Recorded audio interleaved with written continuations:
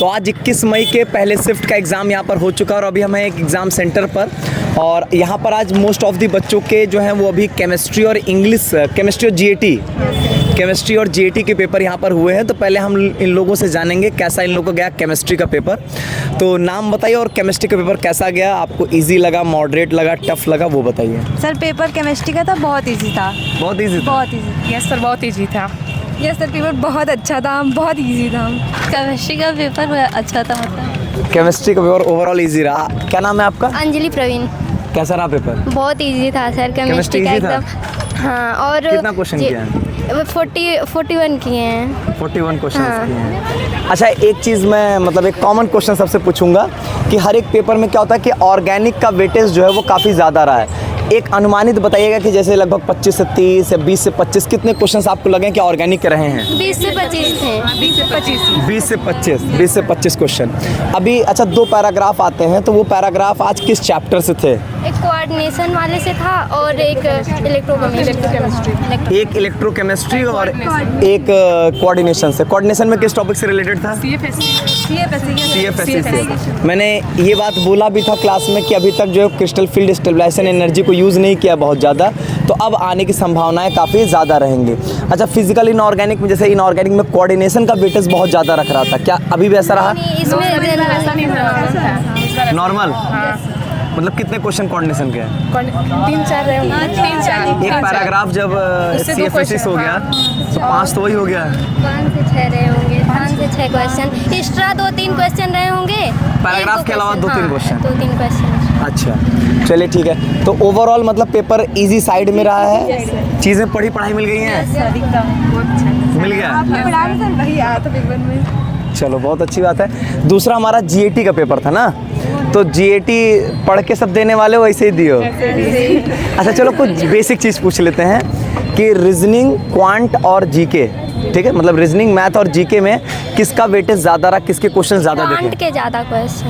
हाँ, क्वांट के। क्वांट? हाँ, क्वांट के थे। क्वांट के ही क्वेश्चन ज़्यादा थे। अच्छा, जीके कुछ लग रहा था, हो पा रहा था कुछ रेलिवेंट? मैथ्स के कुछ क्वेश्चन हो जा रहे थे। मैथ के कुछ और बाकी हिस्ट्री वगैरह का तो हम लोग सीख रहे हैं। आपने पढ़ के दिया था कि वैसे ही? सब ऐसे ही दिए थे। जीके का 2-3 क्वेश्चन हो पाया है। क्या नाम है? अंबिका भास्कर सर, मैं भी आपसे पढ़ी थी।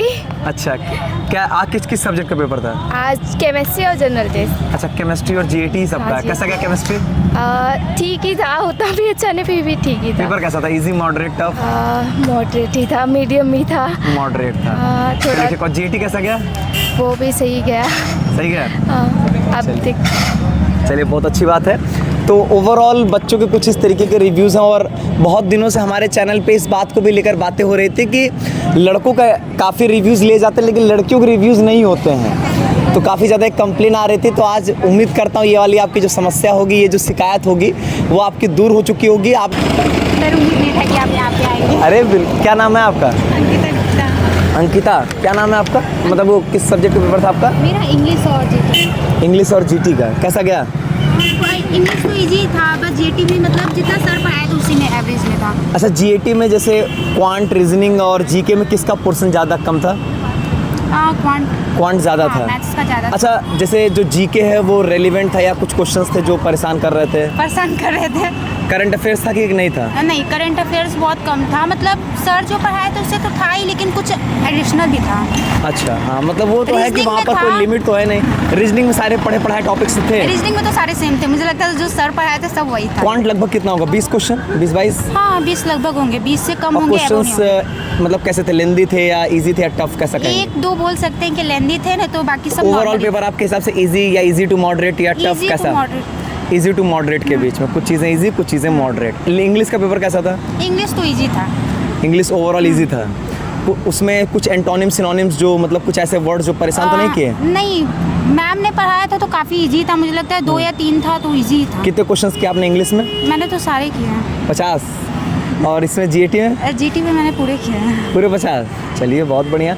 आप जो पढ़ाए थे ना हिडन वाले में, जो बोले थे कि आएगा वो जो हेनरी में, वो वैसे क्वेश्चन थे और ऑस्मोसिस प्रेशर से थे और ज़्यादातर रिएक्शन जो थे ना सर एकदम इजी ही थे, मतलब किए कराए चीज़ें थी। हाँ, पूरा का पूरा तो पेपर आपके हिसाब से पूरा इजी गया ना? हाँ, केमिस्ट्री का कितना सही किया था। आपने?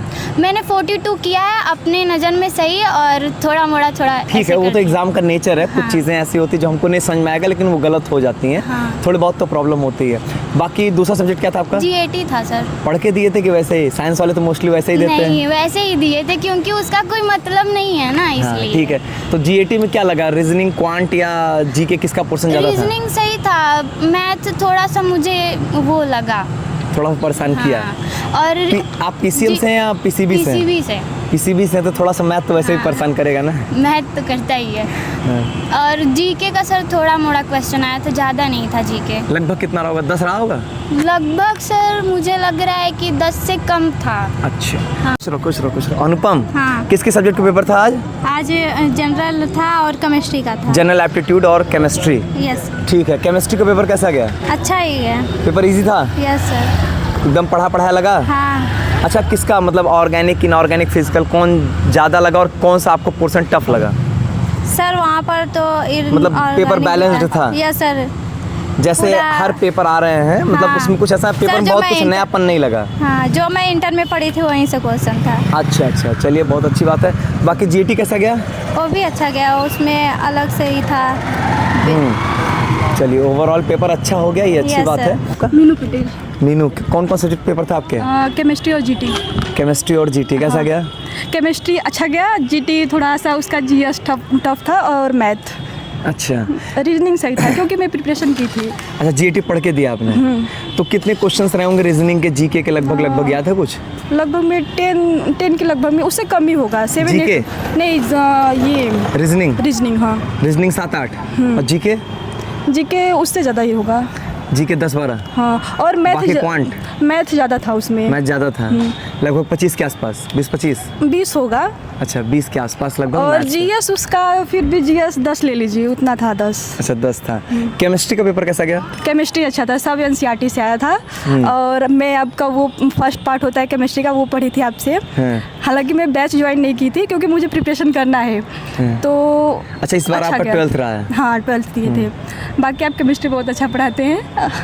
चलिए, thank you so YouTube much. से भी मैं पढ़ी हूँ अच्छा। बस केमिस्ट्री।